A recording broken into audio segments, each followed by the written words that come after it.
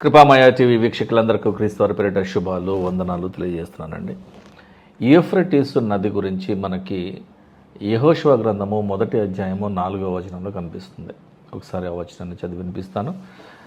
అరణ్యమును ఈ లెబానోను మొదలుకొని మహానది అయిన యూఫ్రటీసు నది వరకును హిత్తీయుల దేశమంతయు పడమట మహాసముద్రము వరకు మీకు సరిహద్దు అని దేవుడు చెప్పినాడు. యోర్దాను నది లెబానోను దేశములో ప్రారంభమై సిరియా దేశము నుండి ఇస్రాయేల్ దేశము పక్కన ఉన్నటువంటి యోర్దాను దేశమునకు అలాగే ఇస్రాయేల్ దేశమునకు కూడా ఉపయోగపడేటువంటి ఒక నది. అటు తర్వాత పాలస్తీనా మీదుగా వచ్చి డెడ్ సీలో కలుస్తుంది. ఈ యోర్దాను నది 250 కిలోమీటర్ల దూరం ప్రయాణం చేస్తుంది. మరి యూఫ్రటీస్ నది గురించి కూడా మనం మాట్లాడుకోవాలి కదా. 40 రోజులు రాత్రింబవళ్ళు వర్షము విపరీతంగా పడిన తర్వాత నీళ్ల మీద తేలియాడుతున్నటువంటి నోవహు గారి యొక్క ఓడ టర్కీ దేశంలో ఉన్నటువంటి అరారాతు పర్వతము మీద ఆ కొండ మీద నిలిచి ఉండడం జరిగింది. అటు తర్వాత వాళ్ళందరూ కిందికి దిగి వచ్చారు. తర్వాత వాళ్ళు వర్ధిల్లారు. అవన్నీ తర్వాత జరిగినాయి. ఈ టర్కీ దేశంలో ఉన్నటువంటి అరారాతు పర్వతము, అరారాతు కొండ గుర్తుపెట్టుకోండి. యూఫ్రటీస్ నది ఈ అరారాతు కొండ ఉన్నటువంటి పర్వతాలు ఉన్నటువంటి టర్కీ దేశంలో ప్రారంభమవుతుంది. పర్షియన్ గల్ఫ్లో కలుస్తుంది. 3000 కిలోమీటర్లు ప్రయాణం చేస్తుందండి. యోర్దాను నది కంటే చాలా పెద్దది ఈ యూఫ్రటీసు నది. ఈ యూఫ్రటీసు నది టర్కీ దేశంలో ప్రారంభమై సిరియా దేశము గుండా ప్రయాణం చేస్తూ ఇరాక్ దేశము నుండి ప్రయాణం చేస్తూ వచ్చి పర్షియన్ గల్ఫ్లో కలిసిపోతుంది. యోర్దాను నది లెబానోనులో స్టార్ట్ అయ్యి మృత సముద్రంలో కలుస్తుంది. యూఫ్రటీస్ నది టర్కీ దేశంలో ప్రారంభమై పర్షియన్ గల్ఫ్లో కలుస్తుంది. సౌదీ అరేబియాకి దగ్గరలో ఉన్నటువంటి పర్షియన్ గల్ఫ్లో కలుస్తుంది. యోర్దాను నది 250 కిలోమీటర్లు మాత్రమే ఉంది. యూఫ్రటీస్ నది 3000 కిలోమీటర్ల దూరం ప్రయాణం చేస్తుందండి. ఎన్నో దేశాలను కలుపుకుంటూ ఎంతోమందికి ఉపయోగపడుతూ సస్యశ్యామలమైనటువంటి ప్రాంతాలను పరిచయం చేస్తూ ఉన్నటువంటి నది ఈ యూఫ్రటీస్ నది. మిడిల్ ఈస్ట్ కంట్రీస్ అంటారు కదా, ఈ ముస్లిం దేశాలుగా పరిడి వెళ్తున్నటువంటి ఒమాన్ దేశం కానివ్వండి, బహ్రెయిన్ కానివ్వండి, దుబాయ్ కానివ్వండి, సౌదీ అరేబియా కానివ్వండి, ఖతార్ కానివ్వండి, బహ్రెయిన్ కానివ్వండి, ఈ దేశాలన్నింటినీ కలిపి middle east region, middle east countries అని అంటారు. ఈ మిడిల్ ఈస్ట్ కంట్రీస్ ఉన్నటువంటి ఈ ప్రాంతంలో అత్యంత పొడుగైనటువంటి సస్యశ్యామలంగా ఉండేటువంటి వాతావరణాన్ని సృష్టించేటువంటి ఒక గొప్ప నది ఏదైనా ఉంది అంటే అది యూఫ్రటీస్ నది మాత్రమే. మెసొపొటేమియా అనేటువంటి మాట మనకు ఒకటి వినిపిస్తుంది చరిత్రలో. ఈ మెసొపొటేమియా అనేటువంటి ప్రాంతము మరేదో కాదండి, బబులోనుగా మనము బైబిల్లో చదివేటువంటి పేరే. మెసొపొటేమియా బబులోను ఒక్కటే.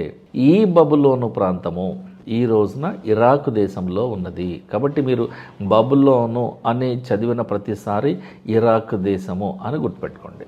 అయితే కొంతమంది కాపరులు, సంఘ కాపరులు, ప్రసంగికులు, సువార్థికులు ప్రకటిస్తున్నట్టుగా యూఫ్రటీసు నది ఎండిపోవడము యేసుక్రీస్తు ప్రభు యొక్క 2వ రాకడకు ఒక సంకేతమా, ఒక స్పష్టమైన సంకేతమా అనే ప్రశ్న ఈ రోజున మార్కెట్లో ఉంది.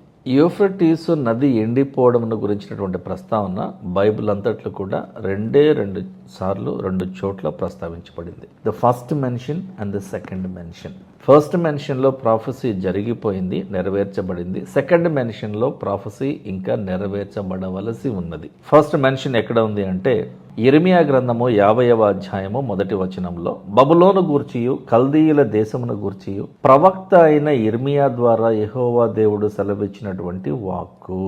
బబులోను అనగా ఇరాక్ దేశాన్ని గుర్తుపెట్టుకోండి. మరొక వచన భాగం చదివి వినిపిస్తాను. ఇదే యిర్మీయా గ్రంథము అదే 50వ అధ్యాయము 38వ వచనంలో నీళ్లకు ఎద్దడి తగులును, ఆ నీళ్లు ఇంకిపోతాయి, అది చెక్కబడిన విగ్రహములు గల దేశము. బబులోను రాజ్యము ఇరాక్ దేశం గురించి మాట్లాడుతూ ఆ దేశం అంతా కూడా పోతపోయబడినటువంటి విగ్రహాలు ఉన్నాయి. జనులు భీకర ప్రతిమలను పెట్టి పిచ్చి చేష్టలు చేదురు అనేటువంటి మాట ఇక్కడ ఉన్నది.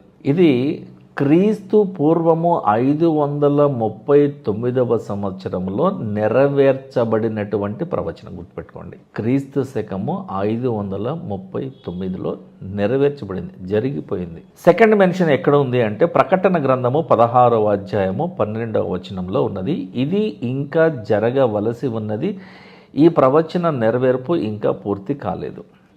6వ దూత తన పాత్రను యూఫ్రటీసు అను మహానది మీద కుమ్మరింపగా తూర్పు నుండి వచ్చు రాజులకు మార్గము సిద్ధపరచబడినట్లు దాని నీళ్లు ఎండిపోయెను. ఏమండి, నదులు ఎండిపోతాయండి. ప్రతి సంవత్సరము ఎండాకాలం వచ్చినప్పుడు నదులు ఎండిపోతాయి. మిడిల్ ఈస్ట్ కంట్రీస్లో అయితే ఎప్పుడు ఎండలు ఉంటాయి, అటు తర్వాత ఎప్పుడు చలికాలం ఉంటుంది, అప్పుడప్పుడు వర్షాలు ఉంటాయి, చాలా తక్కువ.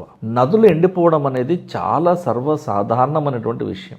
నదులు ఎండిపోతాయి, మరలా తిరిగి నిండిపోతాయి. మరి 6వ దూత తన పాత్రను యూఫ్రటీస్ నది మీద కుమ్మరించినప్పుడు ఎలా ఎండిపోతుందంటే ఇక మరలా నీళ్లు రావడానికి అవకాశమే లేనంతగా, ఇంతకు ముందు ఇది ఒక నదేనా అని ప్రశ్నించబడేంతగా ఎండిపోతుంది. అది ఒక రహదారి వలె ఉంటుంది, ఒక ఎడారి వలె ఉంటుంది, ఒక పోయే మార్గం వలె ఉంటుంది. యుద్ధమునకు మార్గము సరళము చేయడానికి 6వ దూత తన పాత్రను కుమ్మరిస్తుంది. అప్పుడు ఇకపై వర్షాలు ఉండవు, ఇకపై నీళ్లు రావు, ఇకపై అది యూఫ్రటీసు నదిగా గుర్తింపు పొందదు. ఇది బైబిల్లో సెకండ్ మెన్షన్ అండి. కాబట్టి 6వ దూత తన పాత్రను కుమ్మరించిన తరువాత అక్కడ ఒక్క చుక్క కూడా నీళ్లు ఉండకపోవడం సరికదా, అసలు అది నదేనా ఒకప్పుడు అని అనిపించేంతగా ఉంటుంది. మరి యుద్ధం జరగాలంటే డ్రై ల్యాండ్ కావాలి కదా, నీళ్ళలో చేయలేరు. అపోస్తలుల కార్యముల గ్రంథము 1వ అధ్యాయము 7వ వచనంలో ఒక చిన్న మాట ఉన్నది, ఇది చెప్పి ముగిస్తాను. కాలములను సమయములను తండ్రి యెహోవా దేవుడు తన స్వాధీనమందు ఉంచుకొని ఉన్నాడు, వాటిని తెలుసుకొనుట మీ పని కాదు. మనకు నచ్చింది, మనకు ఆలోచన వచ్చింది, మనము ప్రకటించకూడదు అని బైబిల్ స్పష్టంగా చెప్తుంది. ఏమి జరగనై ఉన్నదో, ఏమి జరిగింపబడవలసి ఉన్నదో అది దేవునికే తెలుసు. సమస్తము ఆయన చేతుల్లో ఉన్నాయి. కాలానికి అతీతుడైనటువంటి దేవునికి ఒక మంచి ప్రణాళిక ఉంటుంది. ఆ ప్రణాళికను అర్థం చేసుకోవాలంటే పౌలు గారి వలె దేవుని మీద, క్రీస్తు మీద ఆధారపడి, క్రీస్తు మనస్సును ఎరిగి, క్రీస్తు ఆత్మ కలిగి నడుచుకొని పరిచర్య చేస్తే అప్పుడు దైవిక ఆశీర్వాదం మీ మీదకు వస్తుంది. దేవుడు ఏం చేయబోతున్నాడో మీకు తెలియజేస్తాడు. చిన్న ప్రార్థన కొరకే తలలు ఉంచుదామండి. ప్రేమగల దేవ, కనికరమగల తండ్రి, నీ వాక్య పరిచర్యలో పాలుభాగస్థులమై ఉండడానికి నీవు మాకు ఇచ్చిన అవకాశాన్ని బట్టి వందనాలు ప్రభు. నీవు ఇచ్చినటువంటి సమయాన్ని బట్టి వందనాలు నాయన, కృతజ్ఞతలు నాయన.